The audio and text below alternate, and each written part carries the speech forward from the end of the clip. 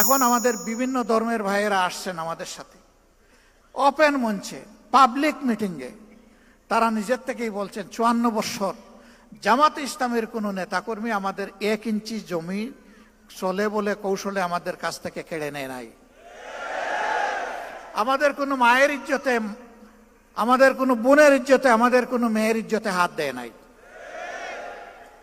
আমাদের গড় বাড়িতে আক্রমণ চালায় নাই। আমাদেরকে বাস্তু বিটাহীন করে নাই।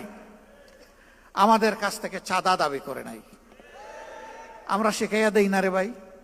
তাদেরকে বলি যে আপনি আপনার মনের মতো করে যা ইচ্ছা তাই বলতে পারেন, আপনি বলতে থাকেন। হ্যাঁ, তারা সেখানে এসে তাদের উপর নির্যাতনের কিছু কথা বলে কিছু দুঃখের কাহিনী শোনায়। আমরা তখন লজ্জিত হই যে আমরা না করি, কেউ না কেউ তো তাদের উপরে এই জুলুমগুলা করে। অথচ আমরা পাশাপাশি প্রতিবেশী, যুগ যুগ ধরে এক জায়গায় বসবাস করে আসছি। লেখাপড়া করতে গেলে একই বেঞ্চে বসে একই ডেস্কে বই রেখে আমরা লেখাপড়া করেছি। আজকে আমাদের এই সহযাত্রীদের সাথে আচরণ কেন? হ্যাঁ, আমরা চেষ্টা করেছি আমাদের দলটাকে সেইভাবে গড়ে তুলতে, নিয়ন্ত্রণ করতে। আমরা আশা করি এই দলের হাতে আল্লাহ যদি দেশ পরিচালনার দায়িত্ব দেন, এখন আমরা দল নিয়ন্ত্রণ করেছি, আমরা ইনশাআল্লাহ দেশও নিয়ন্ত্রণ করতে পারব। আমরা যখন নিজেরা ঘুষ খাবো না, যখন চাঁদা দাবি করব না, যখন আমরা দখলদারিতে যাব না, তখন আশা করি বাকি সকলে বার্তা পেয়ে যাবেন এবং সকলের কান খাড়া হয়ে যাবে।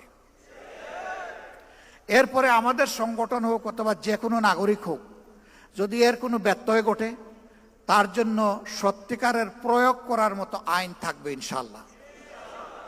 এখন আইন আছে, তার প্রয়োগ নাই। যে আইনটা আছে এইটারও যদি প্রয়োগ থাকতো, সমাজের দুর্নীতি, সমাজের দুর্বৃত্তপনা ১০ ভাগের ১ ভাগে নেমে আসতো। এটারও তো প্রয়োগ নাই। তা আবার প্রয়োগ আছে উল্টা প্রয়োগ।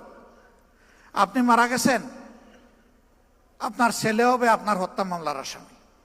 মেরেছে সরকারের দুষ্ট বাহিনী অথবা গুন্ডারা, আপনার ছেলেকে করবে খুনের মামলার আসামি। ১৫.৫ বছর এগুলো হয় নাই? আমাদের লোক হত্যা করে আমাদেরকে এই মামলার আসামি বানিয়েছে।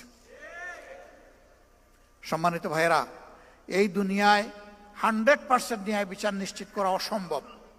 একটা মানুষ তার চেষ্টায় কিংবা নির্দেশে ১০০ মানুষ খুন করা হয়েছে, আপনি তাকে ফাঁসি কয়বার দেবেন? আপনি এখানে আর ফাঁসি বাড়াইতে পারবেন? একবারের বেশি পারবেন না। কিন্তু আল্লাহ তাআলার কাছে জাহান্নামের শাস্তির বিভিন্ন স্তর আছে। আল্লাহ সেখানে তার পাওনা পরিমাণ শাস্তি তাকে দান করবে। এই বিশ্বাস যদি মানুষের অন্তরে থাকে, তাহলে দুষ্কর্ম করার আগে তার কলজা থরথর করে কেঁপে উঠবে, ভূমিকম্প শুরু হয়ে যাবে। আমি কেমনি এই অপরাধ করব? দুনিয়ার কেউ না দেখুক, আল্লাহ তো দেখছে। এই ভয়টাই জাতির মধ্যে জাগাতে চাই আমরা। এমন একটি সমাজ যদি ইনশাআল্লাহ বাংলাদেশে গড়ে ওঠে, তাহলে জাতি, ধর্ম, দলমত নির্বিশেষে সকলে উপকৃত হবে। এই রুকন সম্মেলনে আজকে যারা হাজির হয়েছেন, তারা সমাজ বদলের স্বপ্ন দেখেন। সেই স্বপ্ন যেন ওই লোকের স্বপ্নের মতো না হয়। একজন তার বন্ধুদেরকে বলেছে, গত রাতকে খুব তৃপ্তি নিয়ে খেয়েছি, পেট ভরে। গত রাত্রে কখন? ডিনার? জি না, ডিনার না। ডিনার কি খেয়েছিল? বলে হ্যাঁ, তা খেয়ে তো ঘুমিয়ে পড়েছিলাম। তো ঘুমিয়ে পড়েছিলে, ঘুম ভেঙে তুমি কি সাহারি করেছো? কয় তাও না। তাইলে কি খেলে? কয় যে আম খেলাম, জাম খেলাম, লিচু খেলাম, তারপরে আপনার কমলা খেলাম, ড্রাগন খেলাম, পেয়ারা খেলাম, আঙ্গুর খেলাম, খেজুর খেলাম, তিন খেলাম, সব খাইছি। কই রে ভাই, এক সিজনে এত ফল তুমি কোথায় পেলে? আমরা তো বাজারে এগুলা পাই না। কই ভাই, না ভাই, আমি তো স্বপ্নে খেয়েছি। আচ্ছা, স্বপ্নে যে তুমি খেলে, তো আমটা কোন কোয়ালিটির ছিল? কই না, এগুলা দেশে কিছু ভালো ছিল, কিছু পোকাও ছিল, কিছু মিষ্টিও ছিল, আবার কিছু টকও ছিল। কয় থামো, আর বলতে হবে না তোমাকে। ব্যাকল, তুমি যখন বিনা পয়সায় খাইলে, তাইলে ভালোগুলো বাছাই করে খাইলে না কেন? ওই স্বপ্ন আমরা দেখি না। আমরা সমাজ বদলের বাস্তব স্বপ্ন দেখি এবং আমরা কোথায় চিড়া ভিজাতে চাই না।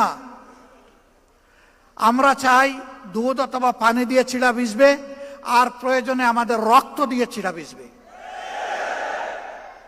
সেই রক্ত যদি আল্লাহ মানবতার জন্য, মানবতার মুক্তির জন্য আল্লাহ কবুল করেন, আল্লাহর দরবারে লাখো শুকরিয়া।